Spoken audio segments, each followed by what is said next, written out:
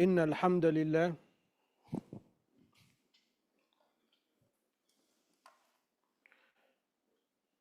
الحمد لله نحمده ونستعينه ونستهديه ونؤمن به ونتوكل عليه ونعوذ بالله من شرور أنفسنا وسيئات أعمالنا من يهده الله فلا مضل له ومن يضلل فلا هادي له وأشهد أن لا إله إلا الله وحده لا شريك له وأشهد أن سيدنا محمدًا عبده ورسوله ونبيه وصفيه وحبيبه بلغ الرسالة وأدى الأمانة ونصح للأمة وجاهد في سبيل الله حتى أتاه اليقين وتركنا على المحجة البيضاء ليلها كنهارها لا يزيغ عنها إلا هالك فاللهم صل وسلم على سيدنا محمد في الأولين وصل وسلم على سيدنا محمد في الآخرين وصل وسلم على سيدنا محمد في الملأ الأعلى إلى يوم الدين وصل وسلم على سيدنا محمد في كل وقت وحين وعلى آله الأطهار وعلى أصحابه الأخيار وعلى أتباعه الأبرار إلى يوم الدين يا أيها الذين آمنوا اتقوا الله حق تقاته ولا تموتن إلا وأنتم مسلمون يا أيها الناس اتقوا ربكم الذي خلقكم من نفس واحدة وخلق منها زوجها وبث منهما رجالا كثيرا ونساء واتقوا الله الذي تساءلون به والأرحام إن الله كان عليكم رقيبا يا أيها الذين آمنوا اتقوا الله وقولوا قولا سديدا يصلح لكم أعمالكم ويغفر لكم ذنوبكم ومن يطع الله ورسوله فقد فاز فوزا عظيما وبعد فإن أصدق الحديث كتاب الله وإن خير الهدي هدي سيدنا ومولانا رسول الله وإن شر الأمور لمحدثاتها فكل محدثة بدعة وكل بدعة ضلالة وكل ضلالة في النار. One of the great inventions in human civilization is the invention of the wheel. Believe it or not, there was a time in human existence when there were no wheels. And of course, the day that somebody woke up and figured out that we could make a wheel, that was definitely a game changer, because no longer do we have to carry things slowly, but if we put these wheels and we put them on a cart, either we can pull it or push it ourselves, or an animal can do it. And that was a revolutionary invention. Of course, it took like maybe 6,000 years ago, but still there was a time in our existence when we didn't have wheels. Now think about the wheel. For the wheel to work, obviously it's got to be round. And for the wheel to be round, it's got to be evenly round, and it has to have spokes that hold the wheel, and it has to have the axle that goes on the cart. Now the idea of the wheel being round, perfectly round, obviously that means you have to tend to the wheel. So if the wheel is broken, or if it's chipped, or if one of the spokes goes bad, you're going to have to repair it. And even now we have the same idea. Can you drive with a flat tire? You can't drive with a flat tire.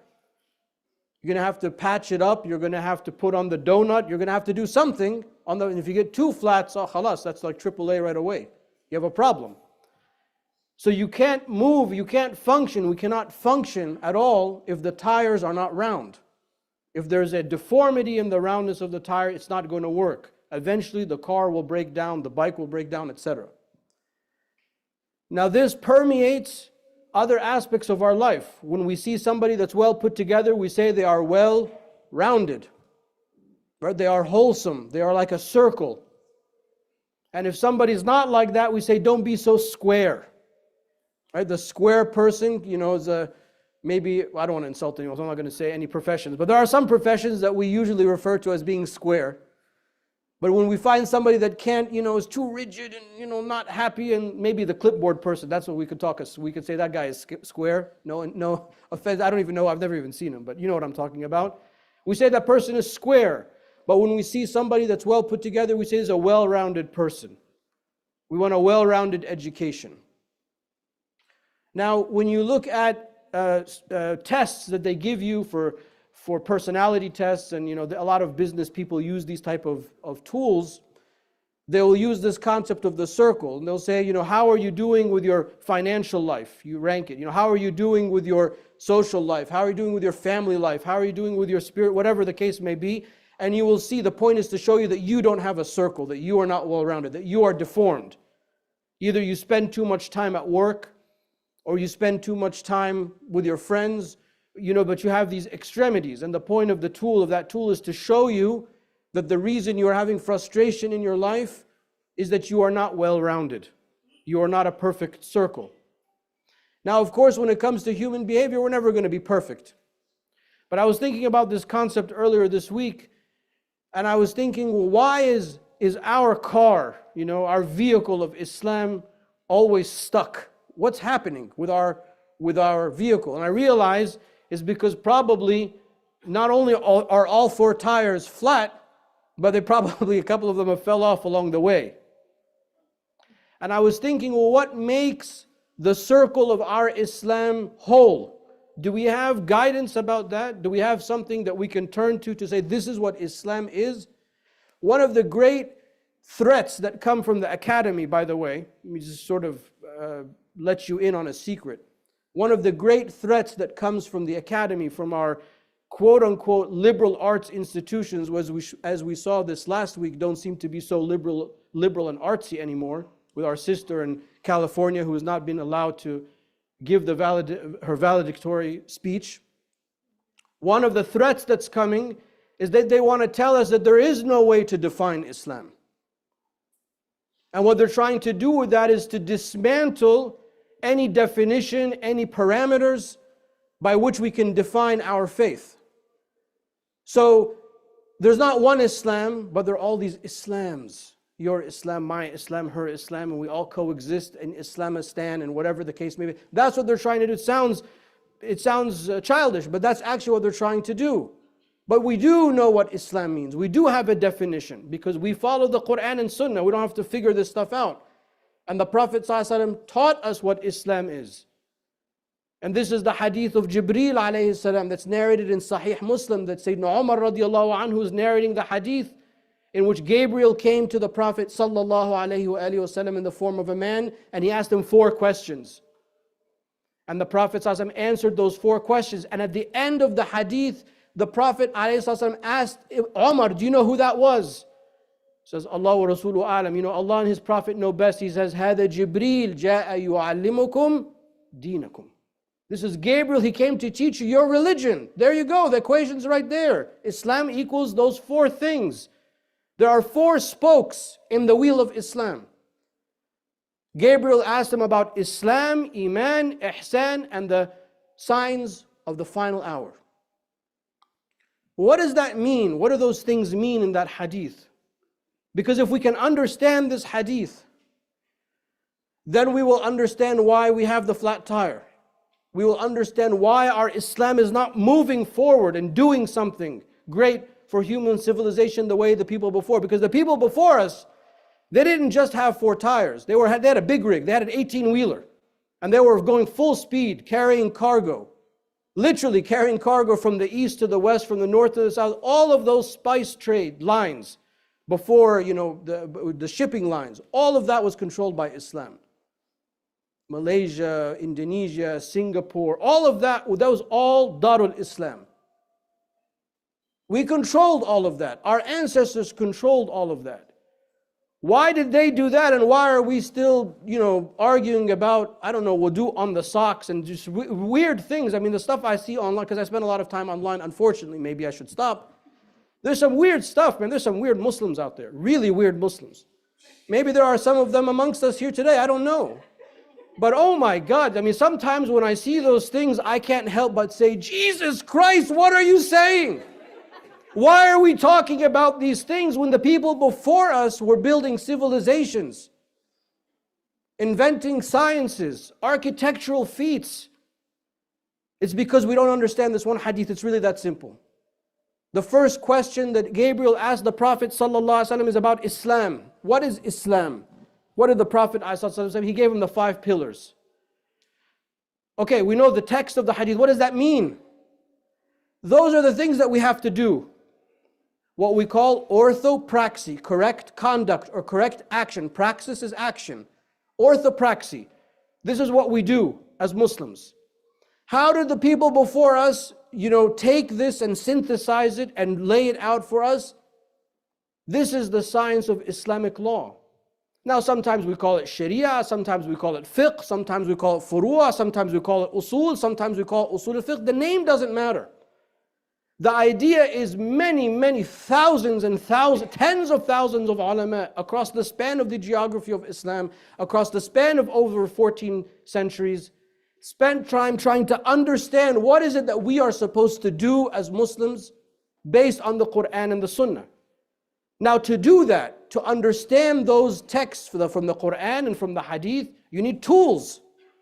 So they developed auxiliary sciences to help service those tools, like usul al-fiqh, like the linguistic sciences. The linguistic sciences being, grammar and morphology and lexicography and rhetoric, things that nobody studies anymore. These are the things that what we call in the academy, what we call the library of Islam. So there's a whole section in the library of Islam dedicated to just Islam, as understood in the Hadith. Books of fiqh, books of usul al-fiqh, books of language, books of the madhabs arguing with one another. Then what happens when there's new things that didn't happen in the past? So we need a fatwa. We need to engage in ijtihad and figure out what to do now based on this situation. This situation, we don't have a similar situation in the past. So then we have collections of fatawa. Some of them are obscure and some of them are very famous, like al-Fatawa al-Hindiyya, the Fatawa of al-Wansharisi, who was the last decades of the Islamic Spain, the Maliki madhab, and so on and so forth. We're talking about tens of thousands of titles. That's just Islam. And then Gabriel asked about Iman, and then the Prophet ﷺ gave him the articles of our belief, what is referred to as orthodoxy, our belief. The things that we believe in that we don't see. Now the ulama, they called it aqeedah, they called it ilm al-tawheed, they called it ilm al-kalam, they called it usul al-din, doesn't matter. But they spent just as much effort as the jurists understanding what are the things that we believe. And then as Islam started to spread east and west, north and south, it started to encounter other religions, other sects of Christianity, the Dharmic religions, Zoroastrianism, Hinduism, Buddhism, animism in Africa. And then they start the traditions of the ancient Greek. And then, way back in the Abbasid time, they translated all of Aristotle, all of Plato. Do you know that we have no access to Aristotle and Plato, except through Arabic translations? We saved Western civilization because the ulama translated these things, commented on these things, and adopted these things.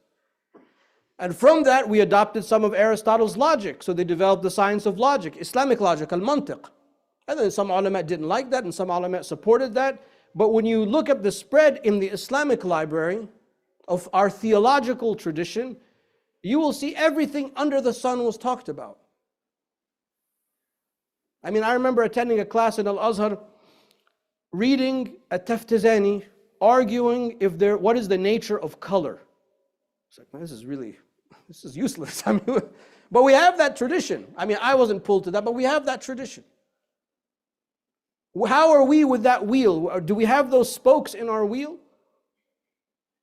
Because when somebody comes and challenges me about an opinion that I give, I'm not infallible, but this is all I do all day long from morning till the end of the day. This is all I do. Well, almost all I do.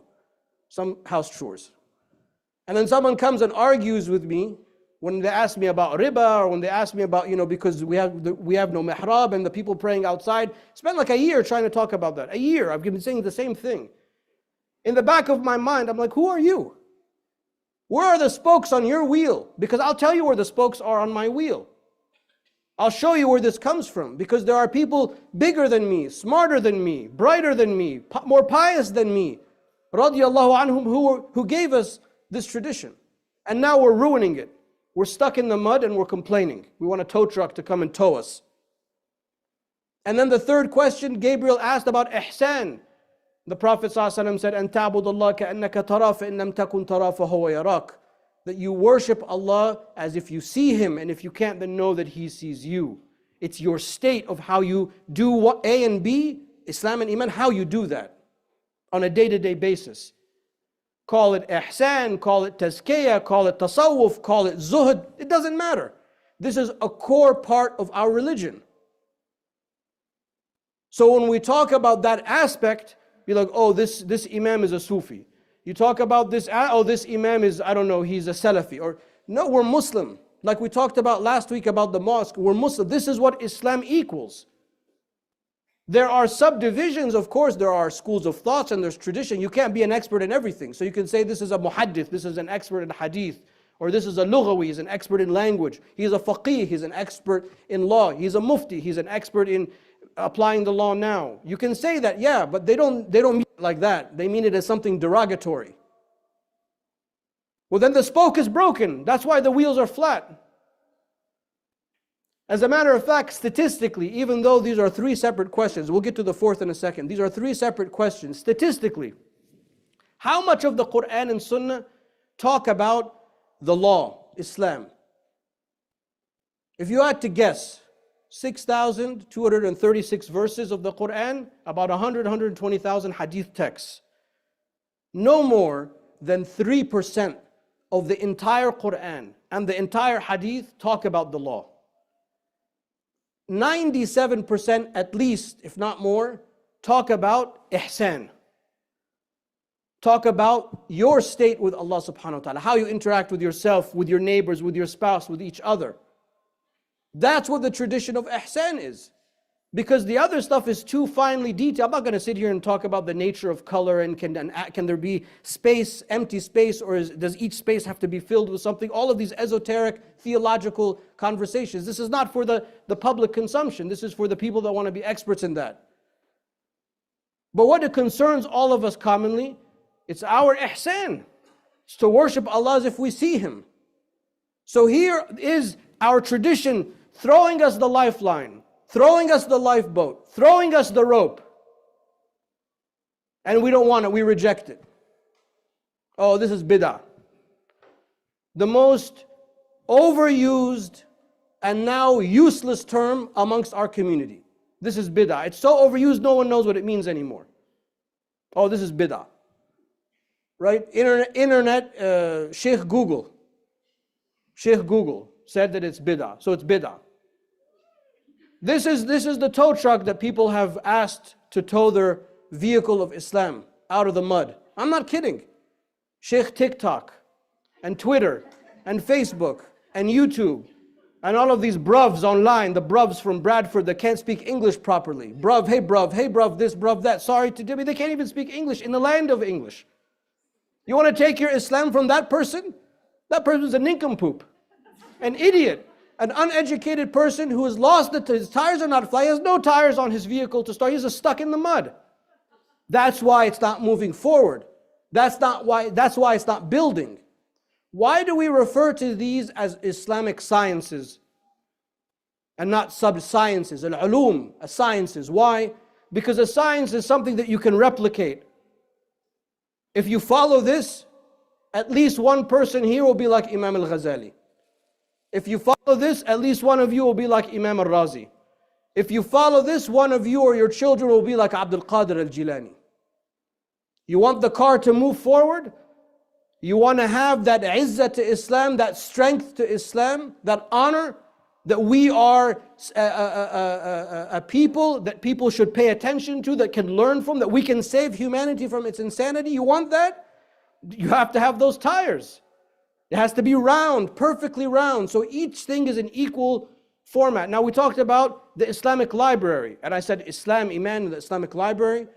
Now of the Islamic library, if there was such a thing as like the Library of Congress, the Library of Islam, of those three questions, the vast majority of that library would be books about ihsan. Most of the manuscripts that we have maybe 2-3 million Islamic manuscripts. I'm working with a guy in Cairo who's collecting all of them. I think he's at 2.5 million now. Arabic, Farsi, Urdu, etc., but mostly Arabic. The vast majority of those manuscripts are books of tasawwuf or tazkiyah or zuhur, whatever the ihsan. Let's just say ihsan. That means that the people before us were so concerned with day-to-day life. How do you live an optimal life? What happens when you're depressed? What happens when you're this? What happens when you're that? They wrote about these things vis-a-vis the Quran and the Sunnah. But yet we have people that reject these things. They hear these things and say, oh, a'udhu billah, that's bid'ah. You're the bid'ah. You yourself are bid'ah. And then the Prophet ﷺ was asked about the final hour. He said, "La al-mas'ul anhu bi'alam min as-sa'il." So you don't know, I don't know when the hour is. Tell me amaratiha, tell me about its signs. So the Prophet ﷺ gave us the signs of Yawm al-Qiyamah. Why did he tell us about the signs of Yawm al-Qiyamah? So we don't lose our cool when all of this is happening. Values will be upended. This, despicable creature, the Dajjal will come, Christ will come. So we don't lose it when these things happen. People are like, what should we do? Wake up, pray Fajr. That's what you should do. Make it to Dhuhr, pray Dhuhr. Make it to Asr, pray Asr. Make it to Maghrib, pray Maghrib. Make it to Isha, pray Isha. That's what you should do. Like the other hadith, hadith al-fasila. The Prophet ﷺ said, if you have the seed in your hand that you're about to plant and you see the angel of death blowing the horn for the end of time, what do? Do you pray? Do you read Quran? Do you say Bismillah? Do you say La hawla wa la quwwata? What do you do? What do you do? What do you do? What do you do? Plant the seed.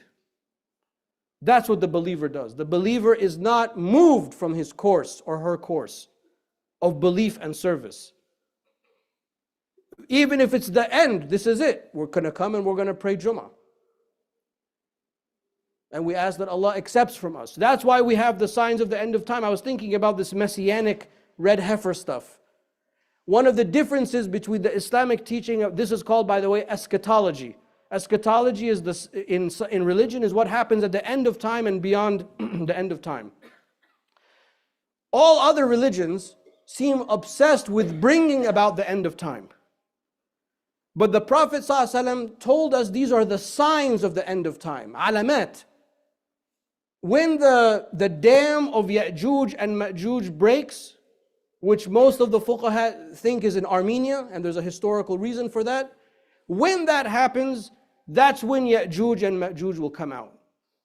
So some people, they think that means Ya'juj and Ma'juj are like earthworms inside the dam. No, it's just a sign. When this happens, this is a sign that this will happen. When you see people building tall buildings, this is a sign that the end has come. Doesn't mean that building tall buildings is haram. It's just a sign. Imam al-Nawawi, Ibn Salah, these great hadith scholars, they educated us on this, that the signs of Yawm al-Qiyamah in and of themselves are not necessarily haram. I mean the proliferation of drinking and alcohol, of course that's haram for us, but I mean the other things, it's not default that it's haram, it's just this is a sign of the end of time. Red cow, blue cow, yellow cow, red, don't worry.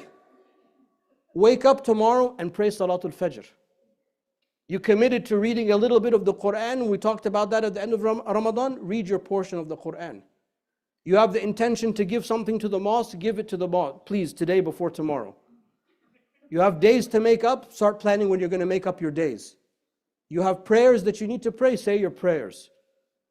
Hold your family. Be with the community. Kun hilsan min ahlasi baytak, the Prophet ﷺ said. When all, he didn't say this, but when all hell breaks loose, be at home with your people.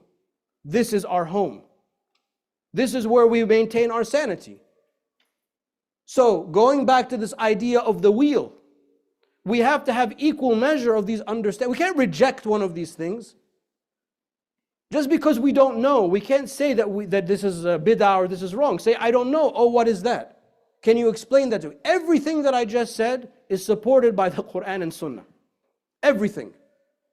Whether it be grammar and syntax and rhetoric and lexicography, logic, or whether it be fiqh, usul al-fiqh, the fatawa, the ahadith, ilm al-rijal, ilm al-jarh wa ta'dil, all of that stuff, tasawwuf, tazkiyah, kalam, all of that is based on the Quran and Sunnah. That's how deep and rich our primary sources are. So how can somebody come and say, oh, this is haram, or this is bid'ah? Don't look at what they're saying. Look at the person, what they've done in their life. Look at what we've done as a community. Vis-a-vis the people before us, they weren't confused. They weren't confused at all. Empires, civilizations, languages, literature, art, architecture. Many of the ulama say that Roger Bacon took his main philosophical teachings from the writings of Imam al-Razi. I mean, we sparked all of this inquiry into the heavens and into the earth and into logic because the wheels were spinning. The wheels were turning. The spokes were intact. Yeah, there are differences. That's the beauty of Islam. But no one before us argued the way we're arguing now. I really think if they saw us, they would not recognize that we're Muslim. I think that they would be frightened. And that frightens me. Wallahi, that really frightens me. That when you try to teach somebody something, they say, oh, this is, you don't know, you're bid'ah, haram. There's no logical response. You know, the early fuqaha, people like Imam al-Shafi'i, Imam Abu Hanifa, Al-Awza'i, Imam Malik, these people had fundamental differences. When Imam al-Shafi'i went to Baghdad and he went to Al-Azamiyya, he went to Imam Abu Hanifa's mosque where he's buried. In our madhab, we have to say dua al-qunut in the Fajr prayer. For us, it's a sunnah in the Shafi'i madhab. If I don't say it, I gotta do the 2 sajda of sahu. In the Hanafi madhab, you don't do that. This is not like, forget about the opinion. This is based on how Imam al-Shafi'i understood the hadith. Likewise, it's based on how Imam Abu Hanifa radiallahu anhu understood the hadith. This is a fundamental academic scholarly difference. When Imam al-Shafi'i went to the Azamiyya and he prayed Salat al-Fajr, he did not give the dua. He did not say the dua. So people said, why did you leave the dua and you didn't do the 2 sajda of sahu? He said, out of respect for who's buried here. They had differences. These are fundamental differences. It's maybe hard for you to understand because you haven't studied usul al-fiqh, but this is a fundamental difference. But that's the love and respect that they had because they had the right wheels. They had the right spokes on the wheels. They were moving in the same direction. And we inherited all of this from them. So how can we reject that and expect that our lot will be better? Our lot is not better. And our lot will only be better when we put the wheels properly inflated on the car. أقول قولي هذا واستغفر الله لي ولكم فاستغفروا إنه هو الغفور الرحيم.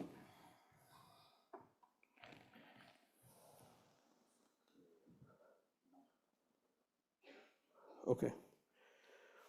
بسم الله الرحمن الرحيم والحمد لله والصلاة والسلام على سيدنا رسول الله وعلى آله وصحبه ومن والاه. طب معلش the brightness يا أنس. استغفر الله حول ولا قوة إلا بالله. وكمان it's gonna die أنس. يعني 24% أنس. That's okay, I got it. Sunday, April 21st. I have to give this one before Anis's phone dies. Sunday, April 21st. Yani Sunday, this Sunday, 3 p.m. Montgomery County Board of Education Candidates Forum. So please look out for that, inshallah. Community announcements. Dua for Shanaz, who passed away. Allah Ta'ala have rahmah on her and ease for her family. Also dua for Dr. Abdul Ahmed, the father of one of the community members who also passed away. We ask for rahmah for him and ease for his family. Dua for sister, Nahmuda, Rafa for shifa. May Allah Ta'ala give her shifa ajil, inshallah. And also there's a death anniversary for Hajj Authar Aradu So, who passed away 26 years ago. So we're making dua for him and his soul and his family, inshallah. And all of those who passed away from our community, may Allah subhanahu wa ta'ala give them mercy and forgiveness, inshallah. May Allah subhanahu wa ta'ala inflate our wheels. And may our spokes be properly placed on those wheels. May the car of Islam move forward, inshallah, into the fast lane. We ask Allah subhanahu wa ta'ala to lift us and lift those amongst us. We ask Allah ta'ala to protect us, to have mercy on our parents, have mercy on our children. We ask Allah ta'ala to protect our homes, our schools, our businesses, our masajid. We ask Allah subhanahu wa ta'ala to make us people of the Quran and the Sunnah. فَاللَّهُمَّ اهْدِنَا فِي مَنْ هَدَيْتَ وَعَافِنَا فِي مَنْ عَافَيْتَ وَتَوَلَّنَا فِي مَنْ تَوَلَّيْتَ وَبَارِكْ لَنَا فِي مَا أَعْطَيْتَ اللهم تقبل صلاتنا وصيامنا وقيامنا وركوعنا وسجودنا يا أرحم الراحمين. اللهم تب علينا توبة نصوحة تطهرنا بها جسما وقلبا وروحا. وآخر دعوانا الحمد لله رب العالمين، وصل اللهم على سيدنا ومولانا محمد وعلى آله وصحبه وسلم. وأقم الصلاة إن الصلاة كانت على المؤمنين كتابا موقوتا.